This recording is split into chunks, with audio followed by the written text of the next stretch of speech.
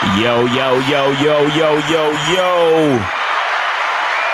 What's going on? It's your boy Miles Cunningham with RKT Appraisals. We got Rashidi from RKT Appraisals. Kayleen couldn't make it today, and Lucario couldn't make it today, so we holding it down. You know what I'm saying? Shout out to them. All right. Yeah.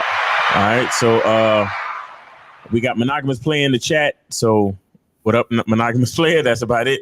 But so today we're gonna be talking about, you know, understanding how credit works, and we got Rashidi here. We're gonna share some screen stuff and show y'all how some things work and this, that, and the third. But you know, before we get into all of that, let's talk about credit though, man. What you know, what do you want to say, or what should the people know about credit before we get into all the details and stuff? What should people know?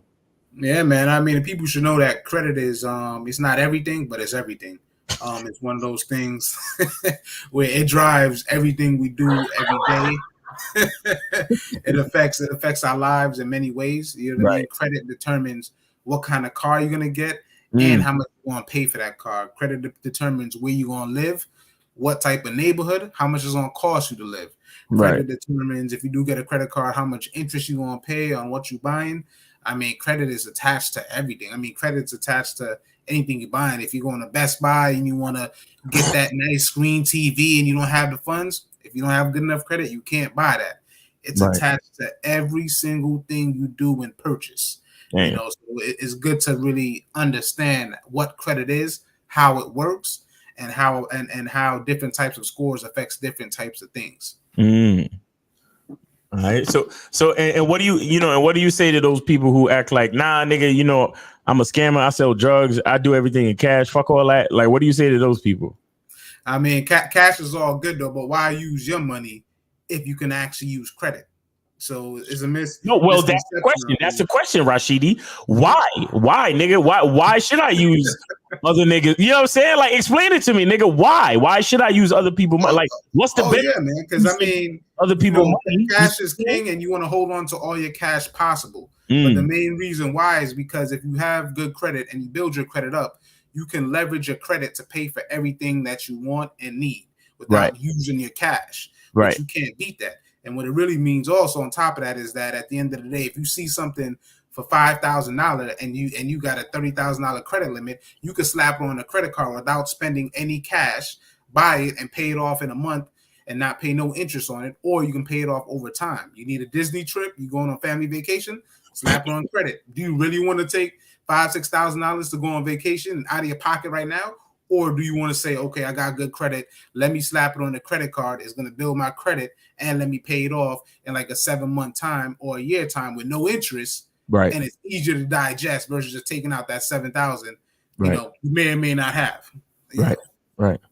Well, I want to add something to that too, you know, and there's this really dope video out there called it's with this YouTube group called Earn Your Leisure, and they have a guy, his name is I forgot what his name is, like Malik 3000 or some shit. But anyway, he does like credit repair and a bunch of other different businesses.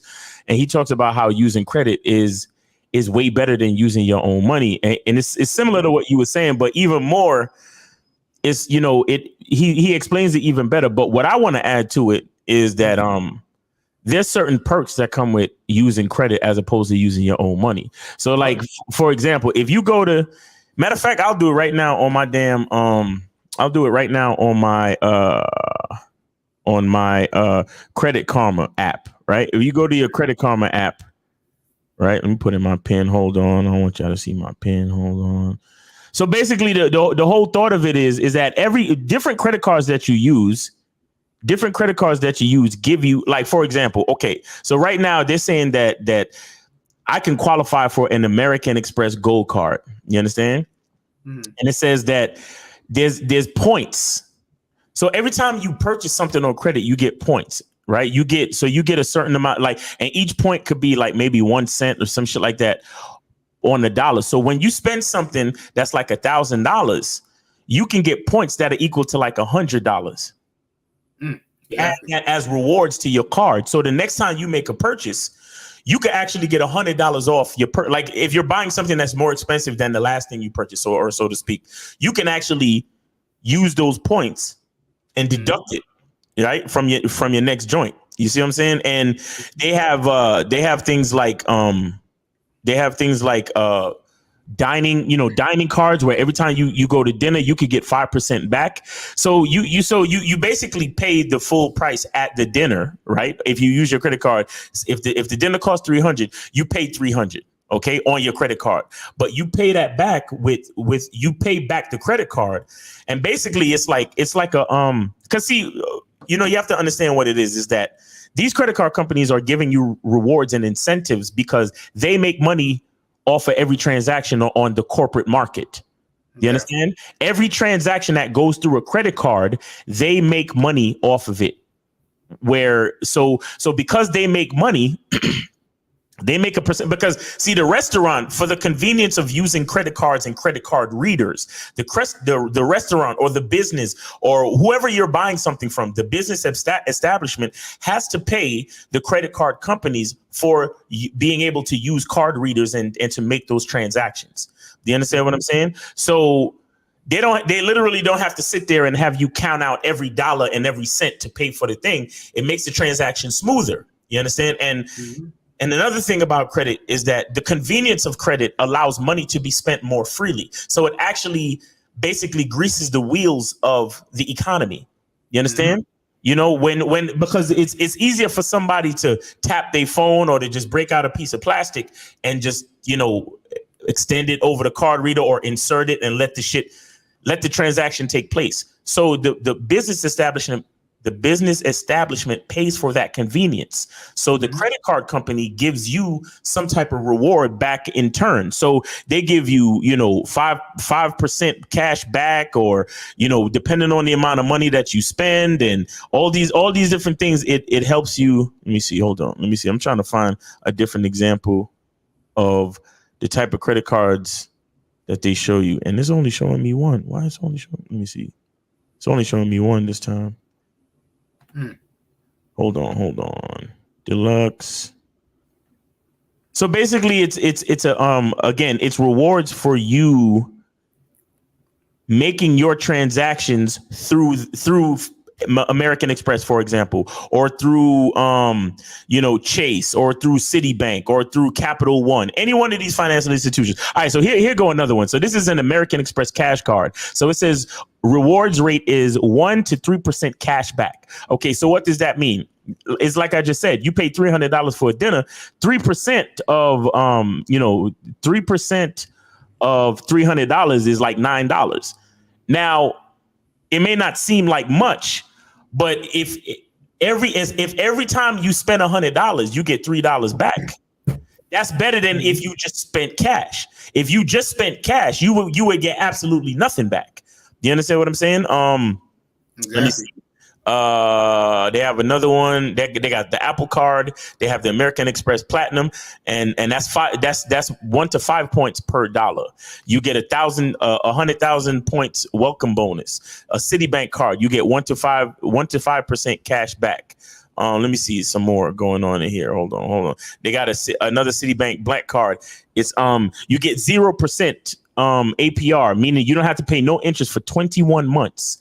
You understand? You get you could transfer balances. That's another thing that credit allows you to do. Like, say you have a certain amount of debt on one card, you could transfer the balance to the next card, which has zero. So let's just say your card, you ran out of the introductory period where now you got to start paying interest on the balance on that card. You could transfer the balance to the other card, which has zero interest for the first 24 months. So now you can't really do that you don't have that type of flexibility when you're spending your own cash. So it's like whatever the thing costs is whatever you're going to spend. But when you go through credit, it gives you incentives. It gives you rewards back. So like I said, you spend $100, 3%, you get $3 back. Again, it don't seem like much, but if you spent your cash, you giving that man $100 straight up.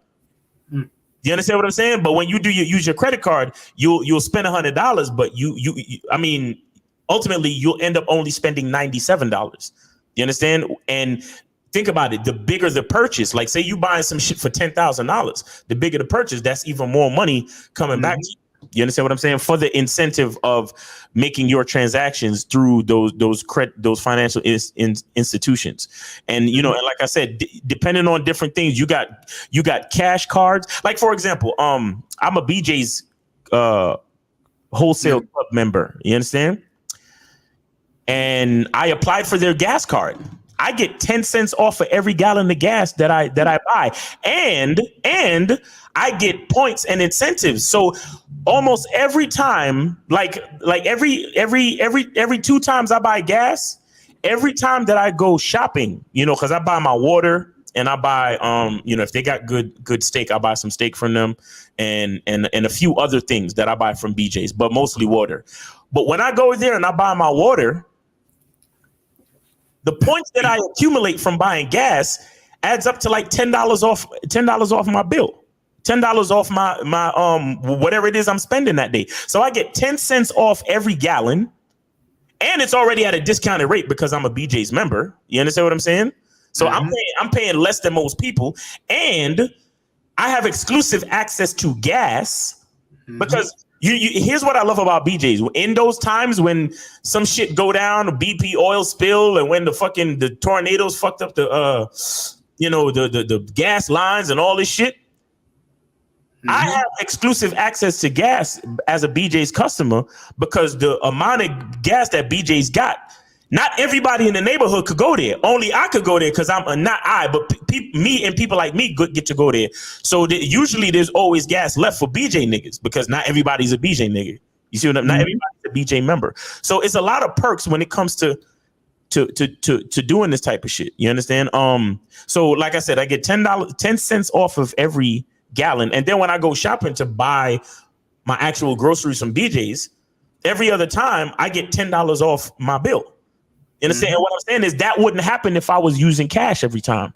It would absolutely not happen at all if I was using cash every single time. You understand? So there is incentive. However, what I will say is all these incentives and everything is good, but it only works if you have consistent positive cash flow.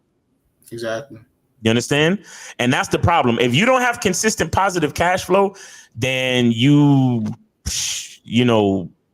wait until you do to really get into the credit game. You understand? Because if you really don't have the money to pay back your to pay off your credit cards by the end of the month, honestly, any credit card you have, if you don't have the money to pay it back by the end of the month, you're either overspending or you're not in a financial situation to really use credit cards to the most effective abilities. You understand what I'm saying? So that's something to consider as well. But being the type of nigga that work as hard as I work, I'm blessed to say that I have decent cash flow. So as long as I stay within my live within my means and stay within my budget, I have enough money to pay everything back by the end of the month, and I have no issues. You see what I'm saying? And that's why me using credit is a good thing for me, because I get points on my business credit card. So if I go to a state, I can use my rewards to pay for Airbnb. I can use my rewards to pay for a rental car. You understand? And that's money that gets to stay in my pocket. You understand? But if I was using cash, I would just be paying for everything with no rewards or incentives back. But I've been talking for a minute, so what I'm gonna do is I'm gonna give it over to Rashidi and let him explain some things in real time on because again, RKT are professionals, and they help people out with these different things. And I have Rashidi here today to share his screen and to explain a few things to help you understand more about the effectiveness of credit and how to use it. Perfect. Yeah, man. And those are all great points you brought up, Miles. Those are all great points, and those are a great way to take advantage of using credit, man. Like you said, most times you get up to 5% cash back on a lot of credit cards once you start rolling and doing good with the credit cards, all kinds of stuff. But yeah, man, I'm gonna show the presentation, give a quick tutorial on how credit works and everything like that, and what we do at RKT and how we help you. All right. So whenever the screen pops up, let me know. Oh no, it's here. Everybody can see it right now. What's up? Okay, perfect. Yeah, man. So the first thing I want to start off saying, man, was the difference between Credit Karma and MyFICO. Credit Karma, 80% of the information is accurate as far as what's reported on your credit, and so certain things that happen on your credit. The only thing that's not accurate, or not that it's not accurate, they use different credit scoring. So with Credit Karma, they use what's called an Advantage score. Advantage score is only about 15% of banks, 15 to 20% of banks max use that type of score. So just want to knock that myth out of there. Whenever people say, "Oh, I checked my credit score and looked at it at Credit Karma," it's not accurate because most banks do not use Credit Karma scores. That's a different scoring system. Some banks do, but it's very, very limited banks that use that system. So do they use Experian instead, or what do they use? Well, those are the credit bureaus. So Experian, Experian, and Equifax, and everything like that. Those are the credit bureaus. And TransUnion. But what it is that they use a different scoring system. So Experian, they have a scoring system with the Advantage score, but it's a scoring system that most banks don't use. And everything else is accurate, though. The information is accurate, right? But the scores aren't, because most banks don't use those scores. Okay. Most banks, literally 80% of banks, use FICO scores. That's why it's always about my FICO. Right. So that's the key thing. So some with RKT, what we normally do is we go over and educate people on what scores are real and what scores are not. Okay. So half of how I gather the information with RKT as far as working with people is looking at their FICO scores. Right. And a lot of people don't realize, if you go to myfico.com, first off, if you want to download the free version, they give you a one-time free report every year. So if you go to fico.com, you don't want to pay nothing, you get a free report to see what's on your credit. Everything's on your credit and your scores one time. That's it. But it's good to know, because now you know where you stand legitimately. Right. But more importantly, if you actually download the MyFICO app, which we have all of our customers do, we do not move forward until they download MyFICO app, which you see in the screen. You can control your life at your own fingertips. Half of what we do is the information from this. We use it, plus the other half of the information is the credentials we have, experience we have, and what we work with banks and stuff like that, and how the laws work with credit. But to keep it simple, man, the first lesson is, when it comes to this credit, is your FICO 8 score. Most people always say, "Oh, I already got my credit score on my credit card," and they do, and it's FICO, and it's accurate. Difference is, as you see in the corner, it says FICO 8. There are 9 credit score models that are primarily used with FICO. What does that mean? There's different scores for different things. So FICO 8 is generally just used for credit cards. That's why the key, what I just said, most credit cards have a FICO 8. So, for example, whatever your credit score is from your credit card company showing FICO 8, it's accurate, but that's if you were to apply for a credit card, those are your scores. There are different scores for different things. That's why it's a crazy game. That's why when you be like, "Oh yeah, my credit's good," and you're looking at FICO 8, you don't know you're looking at FICO 8, be like, "My credit's good," and you get a nice credit card, but then you go to get a car and you get a bad interest rate, because there are different scores for different things. Just to show the example to my point, you see the scores up here. One of my clients, 702, 694, 695. Right. Of course, she crossed over into the good credit threshold, which that's another thing. You see it all yellow there.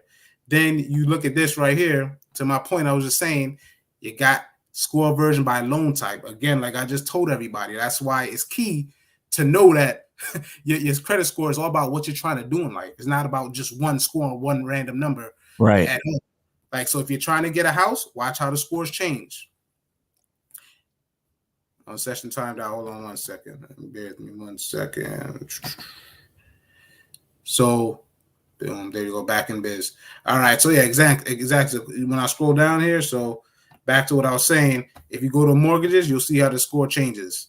Now, they use for buying a house, they use a score, what's called a score is 5, 4, and 2. So you see it here. The scores change. One score is 646, Equifax, one is 704, TransUnion, one is 647. So as you see, to my point, there's a whole different scoring system when you're trying to buy a house. They use 3 different credit score numbers, FICO scores for your house.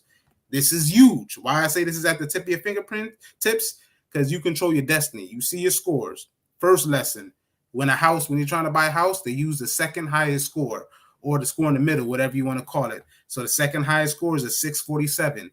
Buying a house, they will base the entire loan on this 647 score. The reason why I say FICO was good to know and it's good to download because it gives you everything.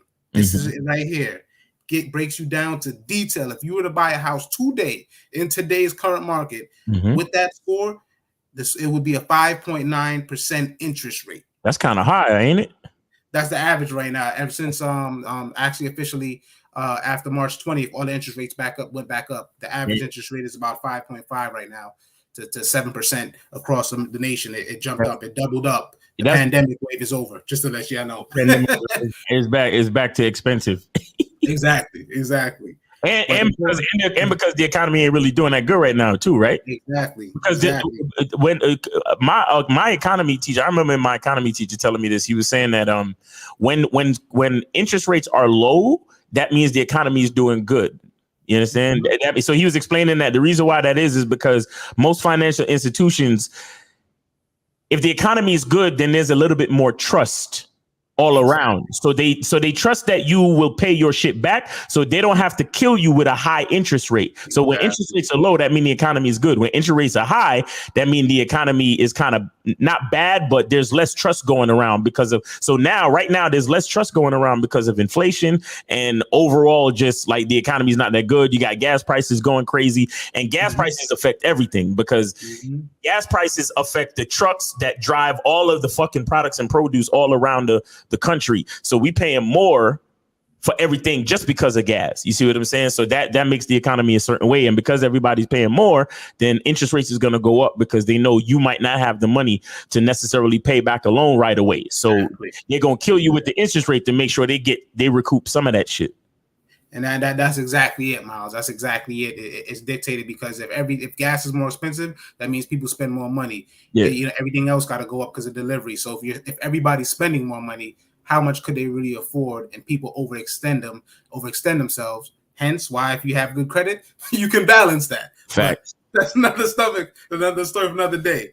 But back to the point, man. So you see right here, this person has fairly decent credit. I mean, 647, believe it or not, is not really that bad. You definitely want to get higher into the 700s and above, but it's not horrible like people think. That's another misconception. Yeah, you can still get a decent car. You can still get a decent car with that type of shit. Yeah, no, exactly. Yeah. But the point is, right now, this system tells you again the exact interest rate, 5.9 if you were going to market. The reason why this is important, the reason why you should be calling RKT and downloading this app is because there's no guessing. If you go to a bank today and you don't know this information, which 80% of people go and do this situation, don't know what their credit is, their actual exact score, none of that. Right. They walk into a bank, the bank says, "Oh, we got an interest rate of 7.2%. You don't know any better. You go with that." But you have this information right here, 5.9. Oh, you can tell them kick rocks, you go elsewhere. Right. Guys, I want y'all to understand. I need y'all to understand how important what Rashidi just said to y'all is. You need to, shout out to K Zaggin in the chat. Shout out to the big homie K Zaggin in the chat. You already know what it is. But listen to what Miss Rashidi from RKT Appraisals just explained to y'all. Yeah, it's real talk.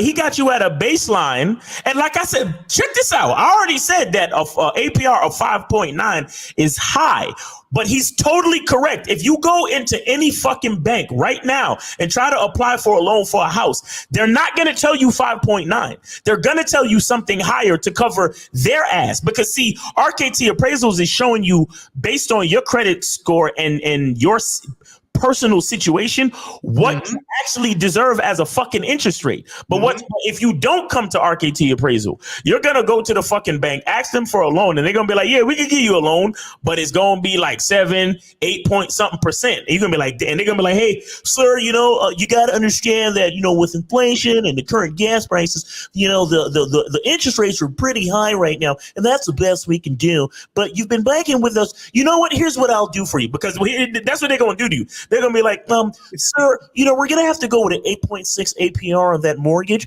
But since you've been banking with us for so long, here's what I can do for you. I can drop it down. Just for you. And don't tell anyone, but I could drop it down to a nice 7.9. So from 8.5 to 7.9, and they still fucking raping you. Exactly. You know what I'm saying? Exactly. But you think fuck RKT appraisals. I ain't have to talk to them niggas. I'm at my bank and the white dude told me that he would lower it for me. He would make me feel good because I've been banking with them for so long. You understand? You're not gonna get this information anywhere else. This is why I need to call RKT appraisals. But go ahead, Russ.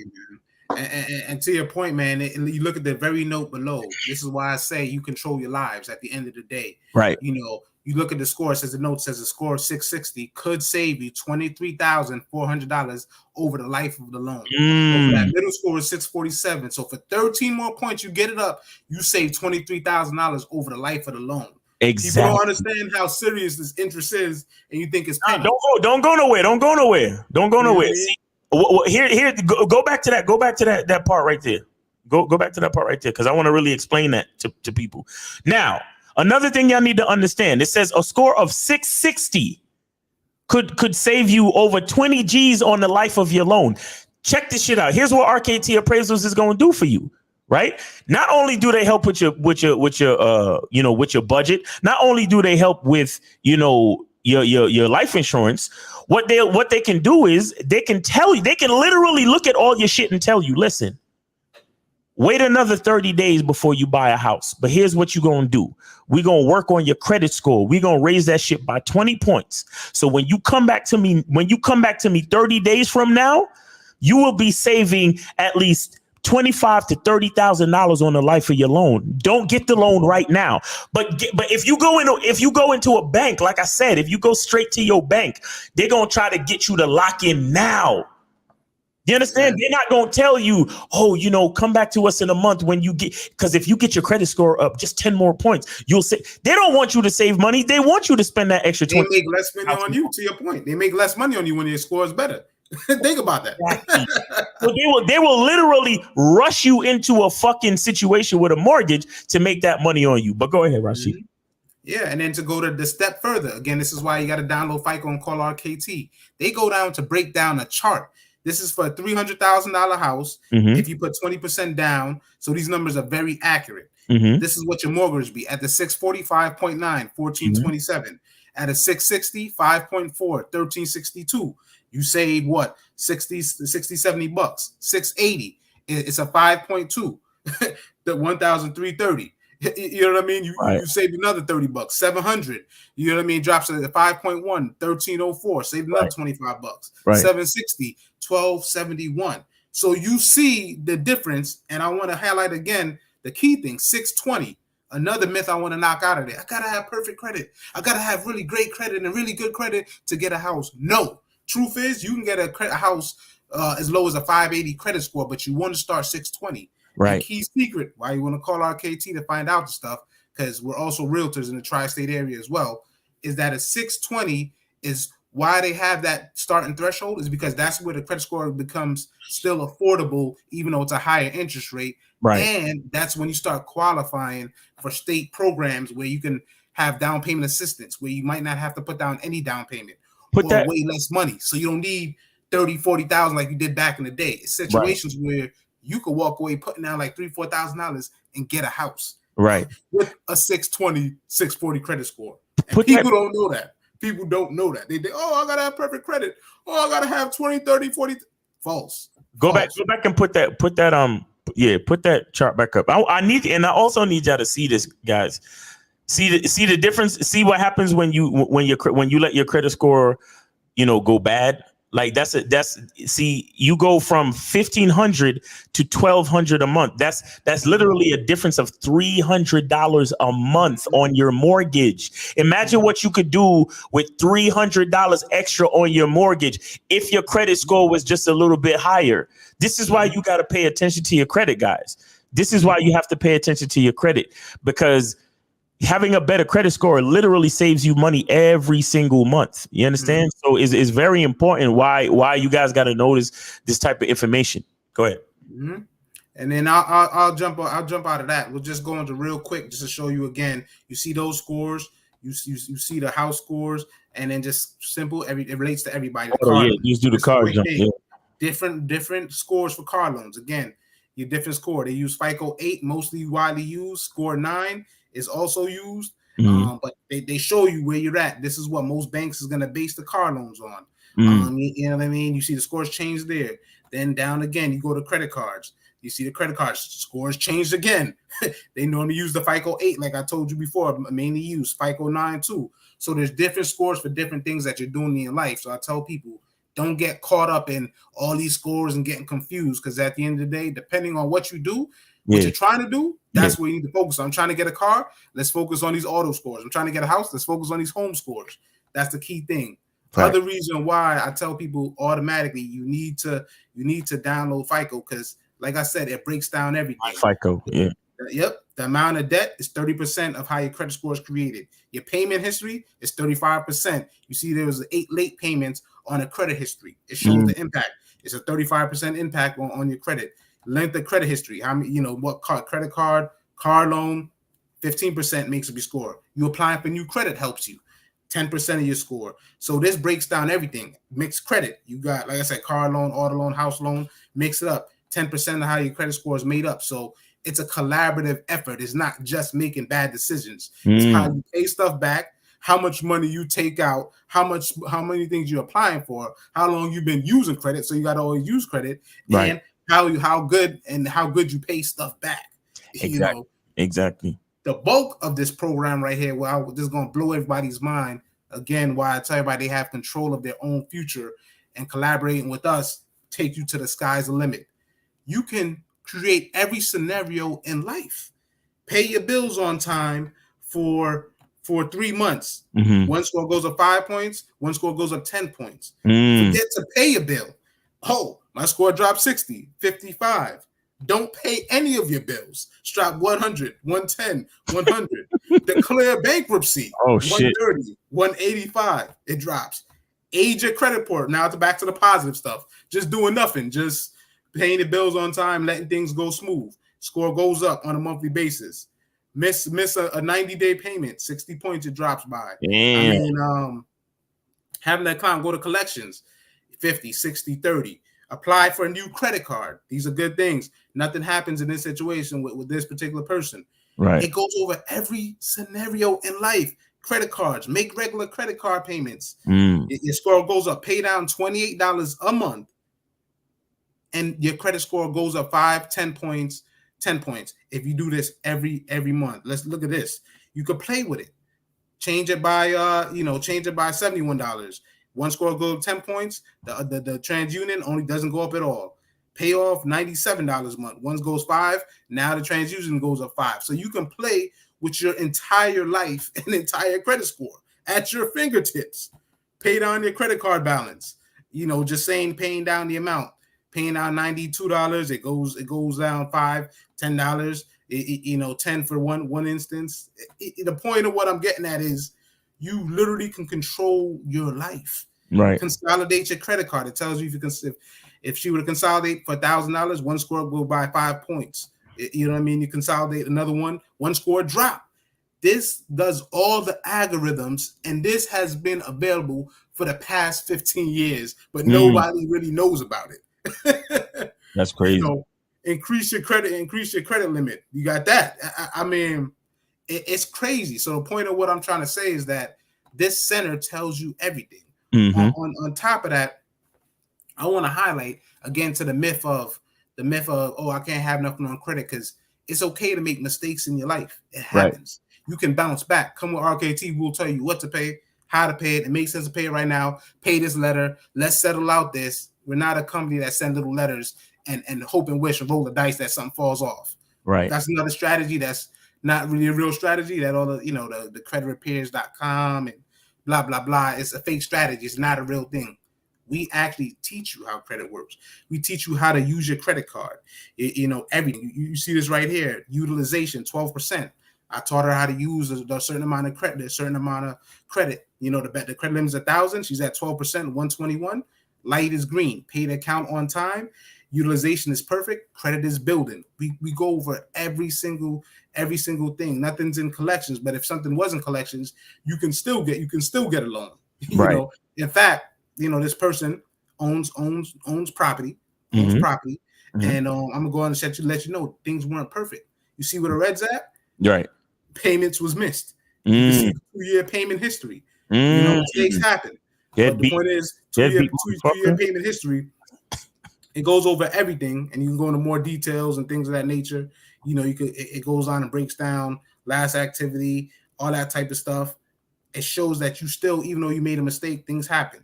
This one right here, whenever it's red, that means either payment was late or the account got closed out. The point is, even though at the end of the day mistakes happen, you can still purchase houses, and it's okay. You see the late payment in 2018. It goes on to detail. You know, I mean, everything on your report, anything you ever did. But again, you're seeing these reds. This is the point I like to tell people that at the end of the day, you can bounce back. Right. You can bounce back in a pretty fast time too. On top of that, yeah, like, that's facts. Yeah, I've been through a bankruptcy before. Yeah, you can get a house with a bankruptcy. And all of my scores are back in the 700s. So. You know what I'm saying? Exactly. Doing right. But listen, so King Yikes has a question. He says, Does credit matter when the global collapse is underway?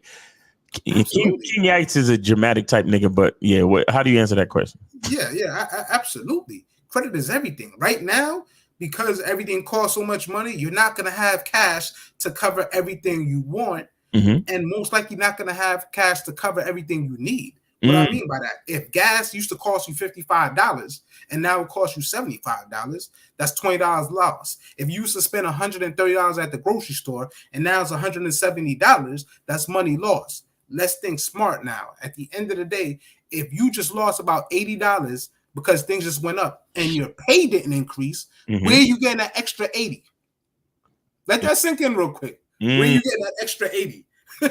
So if you had credit, you could slap it on a credit card, buy you some time. Like Miles said before, save some money on cash back and balance it back out until the economy gets better and you get better interest rates and the gas prices go down. Right. Because as we know, everything fluctuates. The gas just went up, but 5-6 months ago, the gas was all right. So the point is, nothing's ever constant forever. So that's why having credit, it stabilizes your personal pockets while the world fluctuates. Facts. All right. So Monogamous Player says, does paying off a college loan increase my credit score dramatically?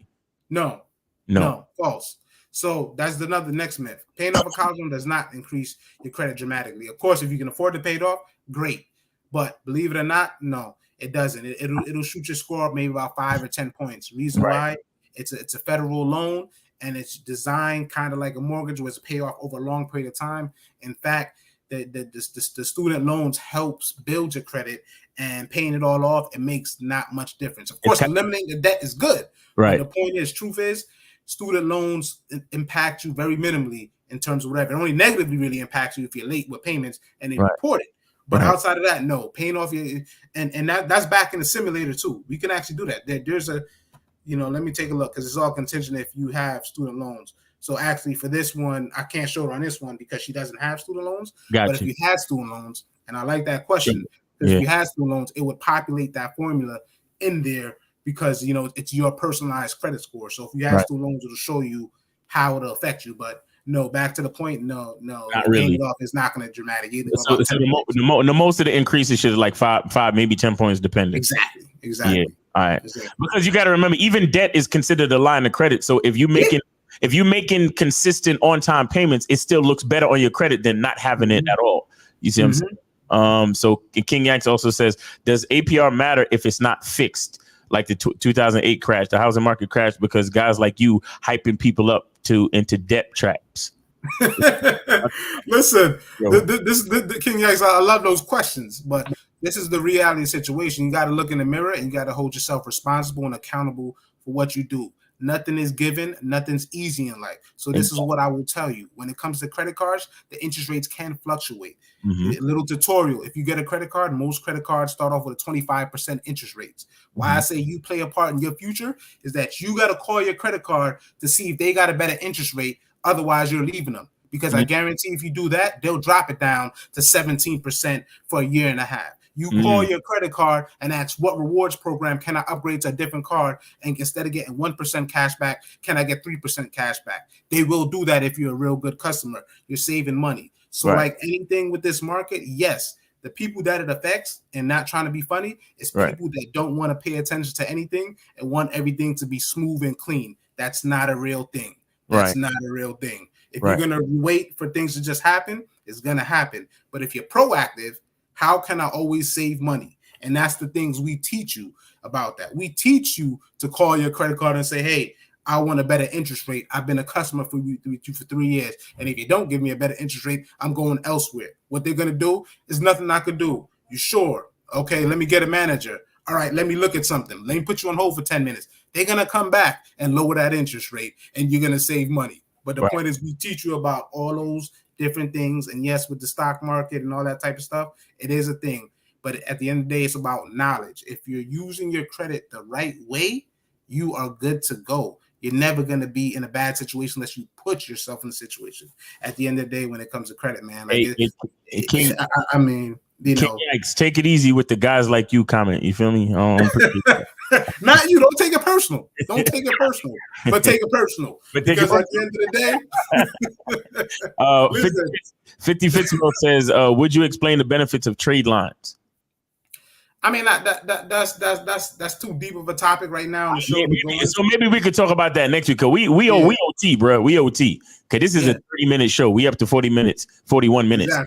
So 50, you know, come back next week around 4:00. You know, and get with us then, and maybe we'll make that a topic for next week. All right. Yeah, man. That's a whole different topic. That's a whole different thing. But the point is, man, some stuff I want to highlight to kind of wrap up, man. When it comes to credit, is you know, I give many examples, man. I had a Capital One credit card that started off with $500. That credit limit is $5,000. I got another credit card that started off with Discover. It started off with $5,000, is now $15,000. These increases happened over a 1.5 year period. Right. Let that sink in real quick. Those increases happened in a 1.5 year period. That Capital One, I had that Capital One card for like 13 years, but didn't know about credit in those younger days. Didn't know how to do that. But the past 3 years, 4 years of me doing my certifications and learning what I learned, it got bumped up to those levels. The point is, this is not bump it up. You hit them up and say what you need to say to bump it up, or how'd you get it to bump up so quickly? Everything I just went over. You have to make your credit card payments on time. You have to use certain utilization, you know, keep it not going over 30% of your credit limit. All right. You know what I mean? Then after that, you do that consecutively for 6 months, the credit card will bump you up without even you asking. You'll wake up one day and be, oh, your credit limit just went up $4,000 because they see you using it responsibly. Right. Then once you're in that role, now that you continue to use the credit card, because you have to continue to use it and use it the right way, you can ask for credit line increases. Okay, one last question for Kenwood Drive. Talking about we skipped this question. Is it true that collections doesn't add anything on your credit, but if you ignore all the phone calls, so you know your shit going to corrections, can you just ignore the phone calls? No. So this is the thing. You do ignore the calls. So give you a quick recap of how collections work. Is that once the debt is fresh, and they feel like they're not getting their money, they put it in collections. So after trying to contact you for 3 months, work it out, they say they're not going to get their money, they put it in collections. While it's in collections, it normally only lasts in collections for the first 1 to 2 years. During that time, it starts to have less of an impact on your credit. It's still reported. It still impacts you, but as time goes on, especially that first 2 years, it starts to have less impact. Gotcha. And statistically, once on average, a person hits about 2 years, if they don't pay something back, they're probably not going to pay it back. So what the collection companies do is they say, I'm going to ding you one more time because I'm not going to get the money. So I'm going to ding you one more time, and the company's going to charge it off. The original company's going to say, damn, the collection agency wasn't going to be able to collect the money. It's been 2 years. I'm probably not going to get my money back. But what I'm going to do is the last 2 months before they make that final decision, they're going to call you nonstop. That's why you get them random calls out of nowhere nonstop.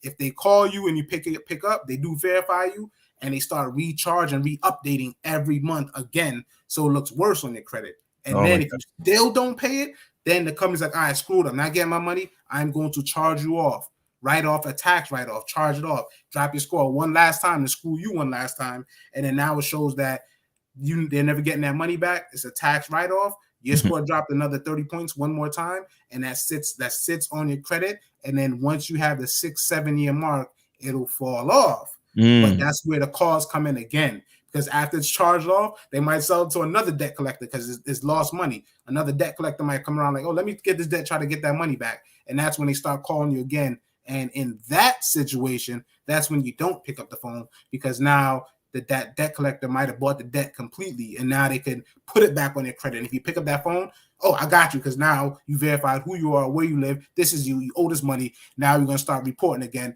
because the original person you owed the money, they passed it off, kind of like a loan shark type of thing. Right. That makes sense. Right. That's crazy. That's crazy, man. Well, listen, I mean, we got a couple other questions in there, but that's going to have to wait till next time, because like I said, we already 45 minutes into this bitch. So 50, remember your questions. You have some dope questions. Remember your questions. Maybe we could get to them next week. And we probably talk about trade lines, because he had his other question said, would you agree student loans are the most valuable asset the U.S. government has? And how can I buy in on those debts? You know, they probably wouldn't let you in. You know what I'm saying? They won't let you in. That's hedge fund shit. But anyway, that's a whole different level that nobody on this podcast or anybody's. That's a whole different stratosphere. But yeah, man, call RKT Appraisals, man. 973-420-5028, man. Get your credit right. Get your budget right. Get your life insurance right. You want to buy a house, you want to buy a car, you want to understand how to use this money to your advantage, bro. Holla at these dudes and get shit set. You see, they're not just niggas talking. Like, we sharing the screens, we showing you the actual, the actual software that they use to get you right. You understand? So if y'all got real questions about this money shit, go to rktappraisals.com or call 973-420-5028. Get with Rashidi, get with Kaleem, and get started on a life of understanding your money, so you can move strategically in this game. All right, so we should go. Yes, one last thing, Miles, too, though. I'm gonna address this last comment because I love these right here. Homer, yes, you can actually buy a house only making $35,000 a year. Yeah. This is a real thing. Again, the credit thing. I'm a real estate agent. Yes, you can, legitimately. So again, call RKT, text, email. You know what I mean? Either or. Right. But yes, you can buy houses making $35K. We'll tell you the way. Exactly. Probably gonna have to fix up your credit score a little bit and make sure you budgeting right. But you know what I'm saying? It is what it is. It's possible, though. It's definitely possible. And Homer Bryant, you might want to start driving Uber on the weekends just to supplement. I'm saying. But anyway, so it's your boy Miles Cunningham. It's your boy Rashidi from RKT Appraisals. And we out of here, man. Get your money right, get your mind right, and the truth is inside you. Peace, peace, peace, peace, peace, peace, peace.